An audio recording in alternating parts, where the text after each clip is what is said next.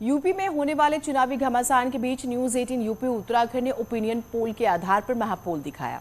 इस महापोल में एक बार फिर से यूपी और उत्तराखंड में बीजेपी की सरकार बनती नजर आ रही है। Special report.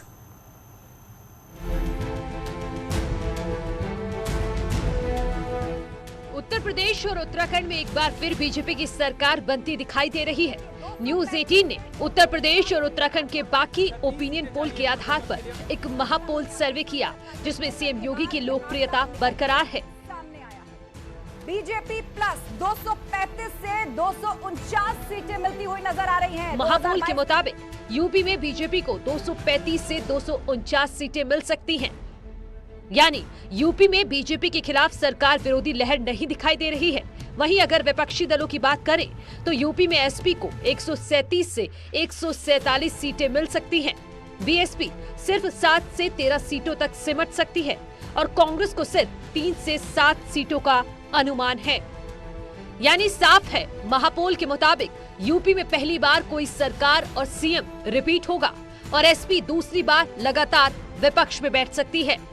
महापोल के आंकड़ों के मुताबिक सीएम योगी अभी भी वोटर्स की पहली पसंद बने हुए हैं, क्योंकि भ्रष्टाचार के खिलाफ योगी के एक्शन को पसंद किया जा रहा है। अब बात करते हैं उत्तराखंड की, तो जनता के ओपिनियन के मुताबिक महापोल में जनता ने पुष्कर सिंह धामी को दोबारा सीएम बनाने का मन बनाया है। पूर्ण बहुमत के लिए और 37 से 41 सीटें महापोल में बीजेपी प्लस को मिलती हुई दिखाई दे रही हैं। पुष्कर सिंह धामी उत्तराखंड के दोबारा सीएम बन सकते हैं। न्यूज 18 पर दिखाए गए महापोल में उत्तराखंड में बीजेपी को 37 से 41 सीटें मिल सकती हैं। यानी उत्तराखंड में भी महापोल से साफ है कि धामी के खिलाफ सरकार विरोधी लहर नहीं है। यानी उत्तराखंड में भी जनता को डबल इंजन की सरकार पसंद है। अगर बात करें विपक्ष की, तो अब की बार उत्तराखंड में कांग्रेस के अलावा आम आदमी पार्टी ने भी ताल ठोकी है। महापोल के मुताबिक उत्तराखंड में कांग्रेस को 24 से 28 सीटें हासिल हो सकती हैं, जबकि आम आदमी पार्टी के खाते में 2 से 4 सीटें आ सकती हैं।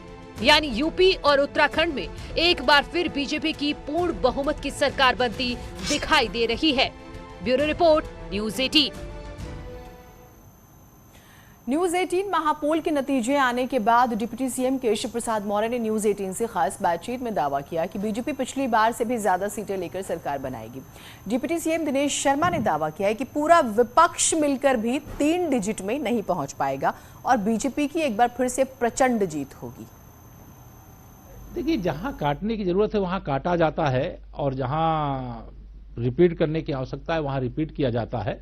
हमारा लक्ष्य है हमारे जो प्रत्याशी घोषित हों उसमें अधिक से अधिक लोग विजयी होकर के आएं। जो 2017 का आंकड़ा था, हम 2022 में उससे भी अच्छे आंकड़े के साथ विधानसभा में वापस आएं और इस दिशा में भाजपा मजबूती से आगे बढ़ रही है। और जो विपक्ष की पार्टियां हैं उनके बारे में पार्टी कहना तो वास्तव में उत्तर प्रदेश की जनता का अनादर हो जाएगा, क्योंकि पार्टियां कम हैं। वो प्राइवेट लिमिटेड कंपनी की तरह एक राजनीतिक दल का नाम देकर के एक परिवार के द्वारा, एक जाति के द्वारा, एक मोहल्ले के द्वारा संचालित की जाने वाली पार्टियां हैं। देखिए, मैंने आपका चैनल का भी ओपिनियन पोल देखा है और चैनल्स के भी देखे हैं। इतना मैं कह सकता हूं कि भारतीय जनता पार्टी सरकार बन रही है, ये आपके सारे चैनल्स बोल रहे हैं, लेकिन उसमें मैं जोड़ना चाहता हूं कि जो विपक्ष के आंकड़े आपने दिखाए हैं वो सत्यता से कोसों दूर हैं।